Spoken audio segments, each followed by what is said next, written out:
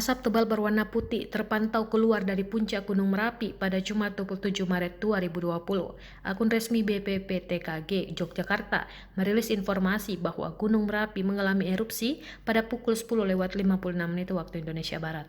Erupsi tersebut tercatat di seismogram dengan amplitudo 75 mm dan durasi 7 menit. Tinggi kolom asap erupsi kurang lebih 5.000 meter dari puncak. Sementara itu, angin mengarah ke barat daya. Kondisi puncak Merapi juga teramati lewat kamera CCTV sebagaimana yang disiarkan langsung akun Volcano YT. Kolom raksasa berwarna gelap terlihat membubung ke langit mengarah ke barat gunung. Saat ini, kawasan puncak Merapi sudah berselimut awan tebal. Dan kawasan Jombor, kolom letusan tidak teramati karena awan tebal menutupi gunung. Dari Kecamatan Dukun, Magelang, muncul laporan hujan abu dan pasir.